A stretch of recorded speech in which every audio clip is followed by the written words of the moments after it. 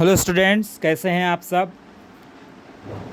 इस वीडियो में हम देखेंगे क्लास 7 सीबीएसई हिंदी चैप्टर 1 हम पंछी उन्मुक्त गगन के। स्टूडेंट्स, इस चैप्टर में मैंने जो प्रश्न दिए हुए हैं उन प्रश्नों को कवर किया है, उसके उत्तर भी लिखा है मैंने, और इसको आप अपनी ट्यूशन कॉपी में नोट कर लीजिएगा। पहला प्रश्न है, हर तरह की सुख सुविधाएं पाकर भी पक्षी पिंजरे में बंद क्यों नहीं रहना चाहते।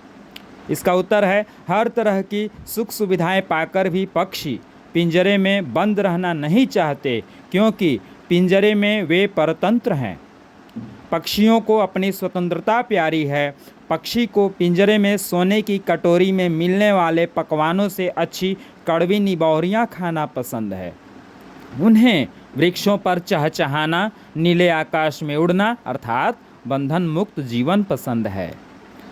प्रश्न संख्या 2, पक्षी उन्मुक्त रहकर अपनी कौन कौन सी इच्छाएं पूरी करना चाहते हैं।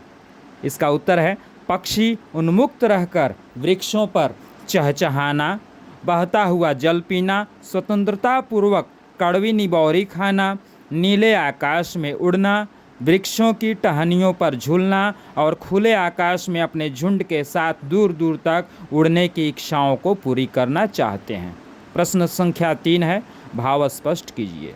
या तो क्षितिज मिलन बन जाता या तनती सांसों की डोरी। इसका उत्तर है, शिव मंगल सिंह सुमन द्वारा रचित कविता हम पंछी उन्मुक्त गगन के से दी गई इन पंक्तियों का भाव यह है कि यह संभव नहीं है, फिर भी पक्षी क्षितिज की सीमा तक उड़कर जाने की इच्छा रखते हैं। पक्षी अपनी स्वतंत्र उड़ान में आपस में एक दूसरे से आगे बढ़ने की होड़ लगाकर जहां धरती आकाश मिलते प्रतीत होते हैं वहां तक सांसों के फूलने पर भी उड़ना चाहते हैं। स्टूडेंट्स, इसके प्रश्न उत्तर पूर्ण हो गए। कविता से आगे जो लिखा हुआ है उसका प्रश्न संख्या 2 महत्वपूर्ण है, उसको मैंने इसमें लिखा है, इसका उत्तर भी मैंने डाला है। प्रश्न है, पक्षियों को पिंजरे में बंद करने से केवल उनकी आज़ादी का हनन ही नहीं होता अपितु पर्यावरण भी प्रभावित होता है। इस विषय पर 10 पंक्तियों में अपने विचार लिखिए। अर्थात